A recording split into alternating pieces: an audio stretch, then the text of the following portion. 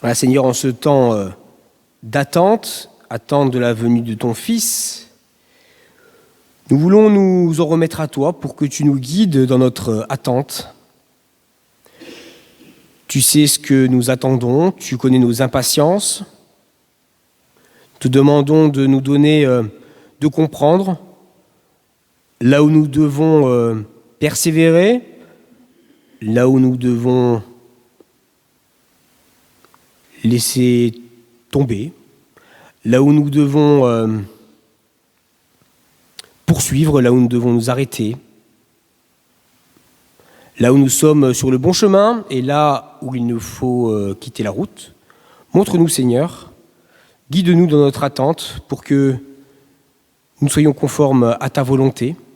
Nous te demandons cela pour nous-mêmes personnellement, nous te le demandons pour nos familles, nous te le demandons également pour nos communautés.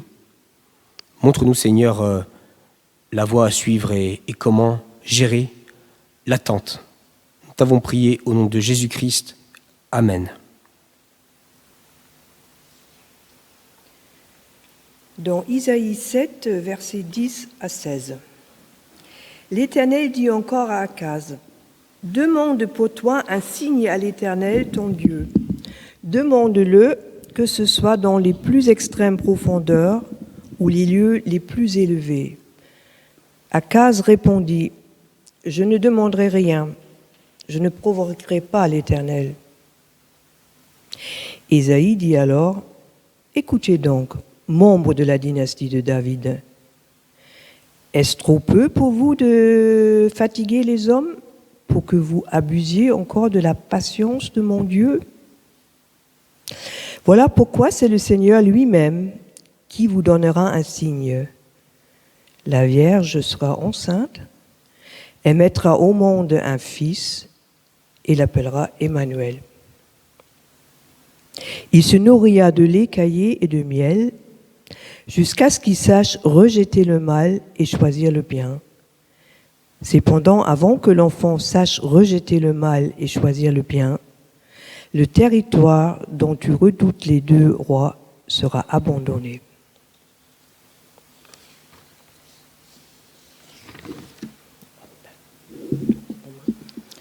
Dans Romains 1, versets 1 à 7. De la part de Paul, serviteur de Jésus-Christ, appelé à être apôtre, mis à part pour annoncer l'évangile de Dieu. Cet évangile, Dieu l'avait promis auparavant par ses prophètes dans les Saintes Écritures. Il concerne son Fils qui, en tant qu'homme, est né de la descendance de David et qui, du point de vue de l'Esprit Saint, a été déclaré Fils de Dieu avec puissance par sa résurrection. Jésus-Christ est notre Seigneur. C'est par lui que nous avons reçu la grâce d'exercer le ministère d'apôtre pour conduire en son nom des hommes de toutes les nations à l'obéissance de la foi. Et vous en faites partie, vous aussi qui avez été appelés par Jésus-Christ. À tous ceux qui sont à Rome, bien-aimés de Dieu, appelés à être saints, que la grâce et la paix vous soient données de la part de Dieu notre Père et du Seigneur Jésus-Christ. Dans Matthieu 1, versets 18 à 25. Voici de quelle manière arriva la naissance de Jésus-Christ. Marie, sa mère, était fiancée à Joseph. Or, avant qu'ils aient habité ensemble, elle se trouva enceinte par l'action du Saint-Esprit. Joseph, son fiancé, qui était un homme juste et qui ne voulait pas l'exposer au déshonneur, se proposa de rompre secrètement avec elle. Comme il y pensait, un ange du Seigneur lui apparut dans un rêve et dit : « Joseph, descendant de David, n'aie pas peur de prendre Marie pour femme, car l'enfant qu'elle porte vient du Saint-Esprit. Elle mettra au monde un fils, et tu lui donneras le nom de Jésus, car c'est lui qui sauvera son peuple de ses péchés. » Tout cela arriva enfin afin que s'accomplisse ce que le Seigneur avait annoncé par le prophète. La Vierge sera enceinte, elle mettra au monde un fils, et on l'appellera Emmanuel, ce qui signifie Dieu avec nous. À son réveil, Joseph fit ce que l'ange du Seigneur lui avait ordonné, et il prit sa femme chez lui. Mais il n'eut pas de relation conjugale avec elle, jusqu'à ce qu'elle ait mis au monde un fils, premier-né auquel il donna le nom de Jésus. Donc, à l'occasion de ce temps de l'Avent, nous méditons évidemment la venue du Christ en chair et en os. Nous méditons aussi traditionnellement la perspective de ce qu'on appelle sa seconde venue. Et plus globalement, dans ce temps de l'Avent, nous méditons l'attente. Nous méditons notre rapport notamment à l'attente. Aussi, je vous propose ce matin de nous poser une question. Est-ce que vous avez l'impression que Dieu se fait attendre ? Est-ce que vous avez l'impression que par rapport à des aspirations ou des questions qui pourraient être les vôtres, Dieu se fait attendre ? Est-ce que vous avez le sentiment dans votre relation à Dieu que le temps est un petit peu long ? Est-ce que vous avez tendance à perdre patience avec Dieu, avec les autres ? Voilà, il y a des têtes qui se hochent comme ci, comme ça, tout le monde n'est pas forcément d'accord, mais est-ce que Dieu se fait attendre d'après vous ? Et si vous avez l'impression que Dieu se fait attendre, eh bien pourquoi ? Pourquoi Dieu, par rapport à des aspirations ou à des questions qui peuvent être les nôtres, pourquoi Dieu se fait-il attendre ? Pour y répondre, chers amis, je vous propose de passer par une autre question. Pourquoi Dieu a-t-il attendu autant pour envoyer son Fils et pour envoyer l'Évangile ? Ce que Paul appelle l'Évangile de Dieu. Pourquoi Dieu a-t-il autant attendu finalement ? Avant de répondre, je vous propose de nous poser la question déjà de qu'est-ce que c'est que l'Évangile ? Parce que on emploie, c'est vrai, forcément beaucoup ce mot dans nos églises, mais finalement, qu'est-ce qu'il veut dire ce mot ? Alors, bien entendu, Évangile peut désigner en particulier les livres qui parlent de la vie de Jésus. Le début de l'Évangile de Marc, c'est commencement de la bonne nouvelle de Jésus-Christ. Donc c'est l'introduction du livre. Et par extension, les livres qui parlent de la vie de Jésus s'appellent les évangiles, que ce soit les 4 évangiles du Nouveau Testament, que ce soit les évangiles qu'on nomme apocryphes, qui ne correspondent pas et qui ne sont pas dans nos Bibles, des textes qui ne sont pas conformes à l'enseignement des apôtres. On les appelle évangiles parce qu'ils racontent la vie de Jésus. Donc c'est une définition d'évangile, mais ce n'est pas le sens premier.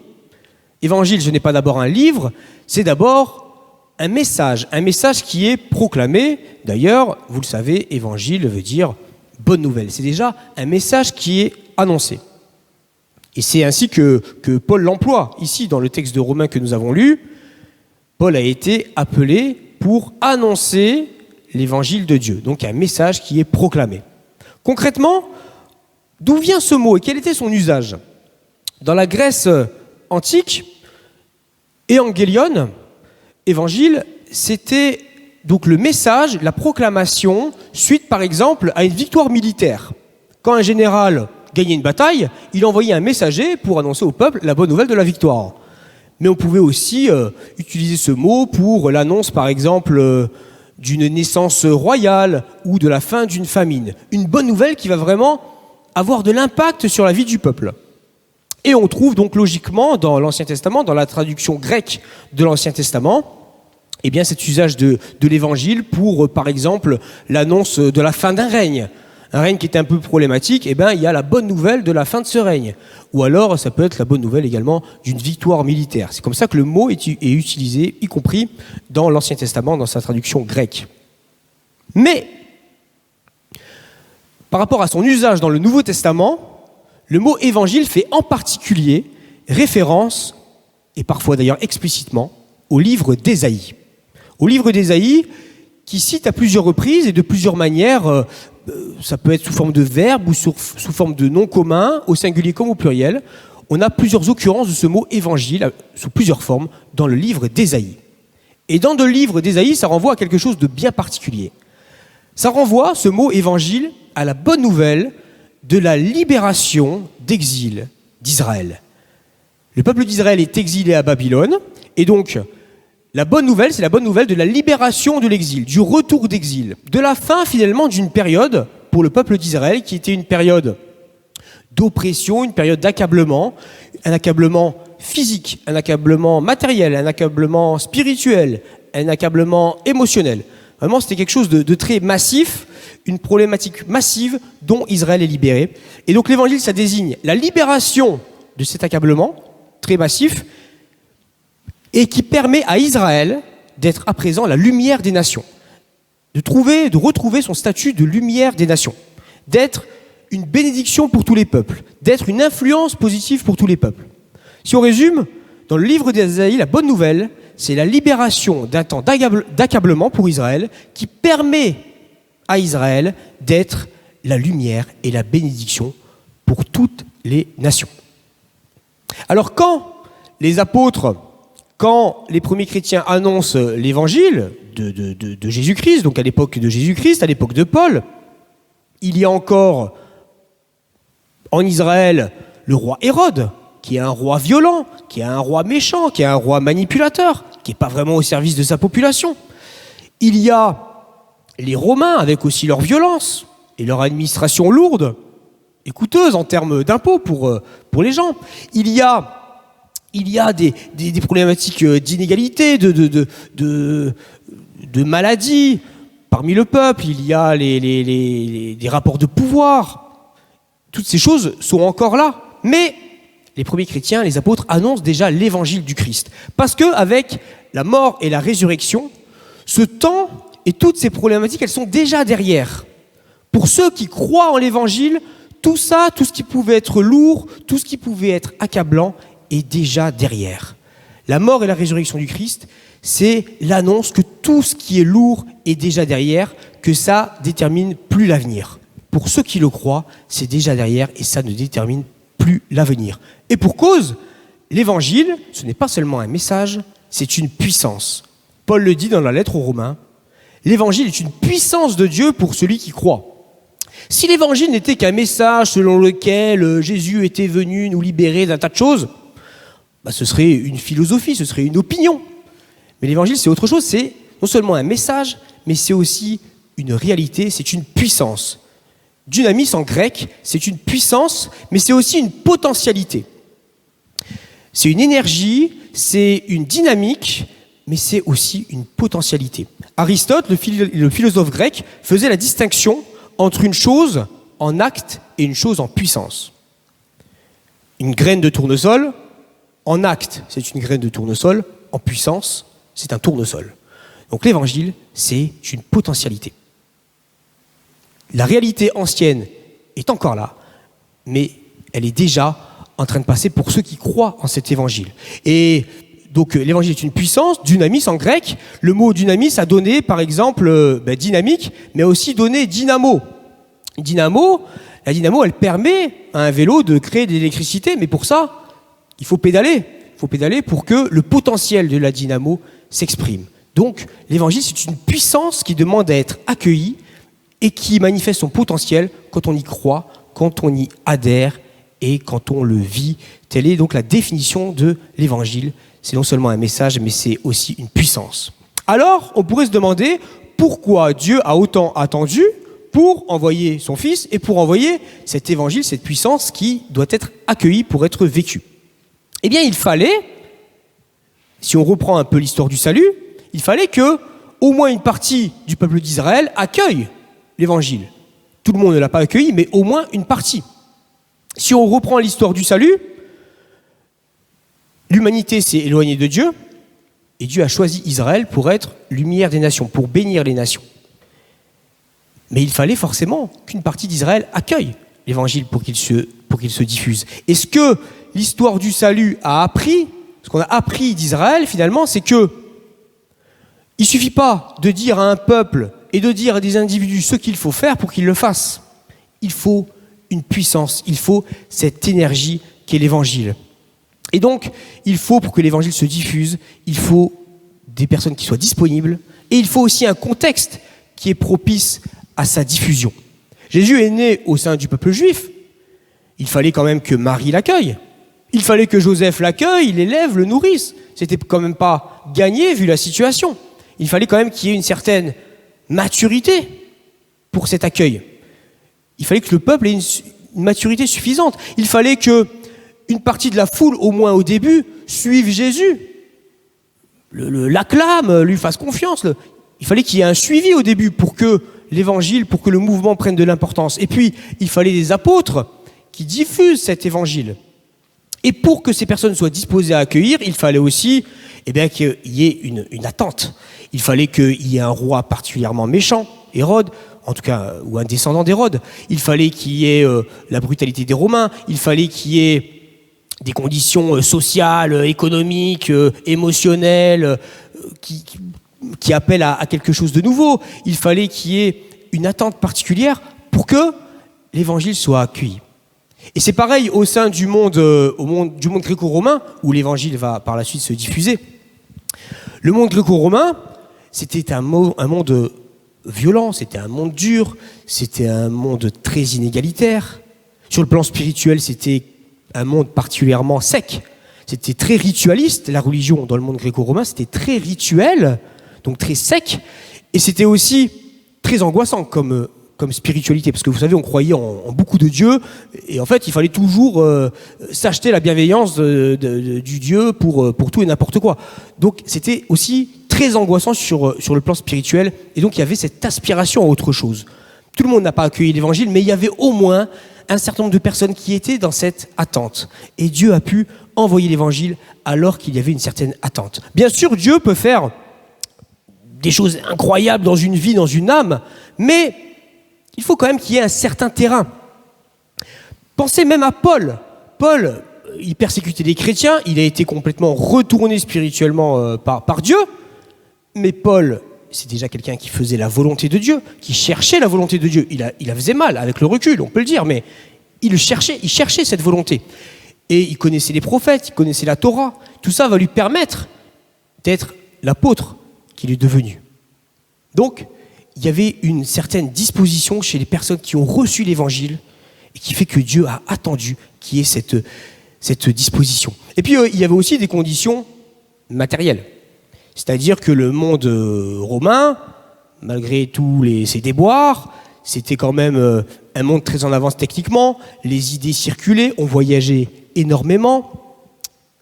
L'écriture était quand même assez développée, les écrits circulaient. Il y avait le grec dans le monde gréco-romain, donc c'était le grec qui était à l'époque de Jésus et de Paul la langue internationale, qui était un peu l'anglais d'aujourd'hui. Donc tout ça favorisait la diffusion des idées. Et il fallait ça aussi pour que l'évangile circule. Et puis l'évangile est parti des synagogues. Au début, il partait des synagogues.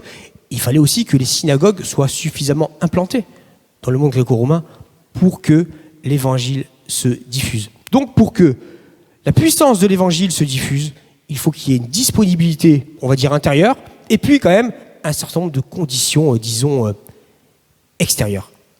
Aussi, on peut se poser la question, si nous avons des aspirations, des questions, si nous attendons peut-être que la puissance de Dieu se manifeste, que le potentiel de l'action de Dieu se manifeste en termes de réconciliation, en termes de pardon, en termes de guérison, en termes d'encouragement, en termes de transformation, en termes de libération, si nous avons cette attente, eh bien, on peut se demander si nous sommes d'une part disposés et si les conditions sont réunies pour que cette puissance se développe, se propage. Pour nous aider à y réfléchir, chers amis, je vais prendre 3 exemples. Des exemples évidemment fictifs, mais peut-être que ça peut rejoindre des situations connues. Premier exemple que je prendrai, l'exemple de Marc. Marc est en conflit avec sa sœur. Une histoire de jalousie qui remonte à loin. Ils ne se parlent plus, ils ne se voient plus, même à Noël. Ça ne va pas du tout entre eux, ils n'ont aucun contact. Marc travaille beaucoup, il s'épanouit dans son travail, qui est relativement prenant. Il a aussi une famille, il a des enfants, il est aussi très pris par sa famille et ses enfants. En fait, son temps libre, c'est pour ses enfants. Il est également entouré d'amis, mais qu'il voit très peu, il n'a pas le temps de voir ses amis. Et en plus, ce cher Marc, il est de tempérament à ne pas se remettre en question facilement. Donc ce qui s'est passé avec sa sœur, pour lui, de toute façon, c'est elle qui a tous les torts. Donc en fait, Marc, il a ni la disposition intérieure, ni les conditions extérieures, parce qu'en plus, il n'a même pas le contact, enfin sa sœur habite loin, il n'a même pas son numéro de téléphone, il n'y a aucun moyen, il n'y a aucune condition qui est réunie pour que quelque chose se passe. Les conditions ne sont pas réunies ni dans la disposition intérieure, ni dans les conditions extérieures pour que la puissance de l'évangile qui réconcilie, l'évangile qui apaise, puisse se manifester dans la vie de Marc, notamment avec sa sœur. Deuxième exemple. Je vais prendre l'exemple de Géraldine. Géraldine a un petit-fils qui est adolescent. Elle a très envie de lui transmettre sa foi. Elle est chrétienne, elle a très envie de lui transmettre sa foi. Et elle sent, parce qu'elle a quand même de la bouteille, que son petit-fils, il est intéressé, il est mûr, il se pose des questions. Il fait partie de tous ces ados, on en voit quelques-uns en ce moment qui s'intéressent, on ne sait pas pourquoi, à l'évangile, ils en entendent pas parler à l'école, ils en entendent parler nulle part, à part peut-être sur Internet, et puis ils ont soif, ils s'intéressent.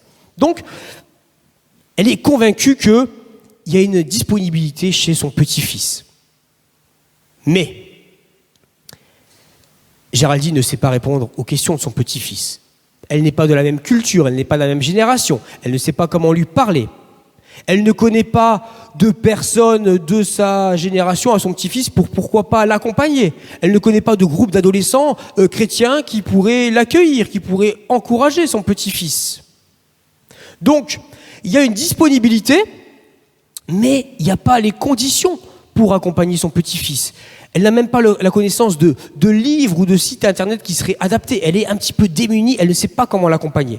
Elle est vraiment démunie en termes de conditions. Il y a une disposition, mais il n'y a pas les conditions qui sont réunies pour que son petit-fils puisse cheminer avec Dieu. Et puis, troisième exemple, je vais prendre l'exemple de Benoît. Benoît, il a un fort désir dans son cœur, c'est de fonder une famille. Il est convaincu que c'est à ça que Dieu et que la vie l'appelle. Il a cette conviction-là. Ce Benoît, il est plutôt beau gosse. Il a de l'argent, belle voiture, belle maison. Il a même du temps libre pour, pourquoi pas, flâner, aller au restaurant.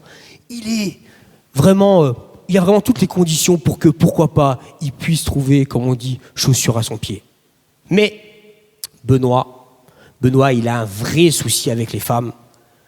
Il ne fait pas confiance aux femmes, de par son histoire familiale, de par son histoire personnelle. Il y a un problème avec les femmes, en fait, et à chaque fois qu'il est en relation, ça commence, il y a tout de suite des crises de jalousie, il va être très méfiant, et ça pourrit la relation. Mais lui, il n'en a pas conscience.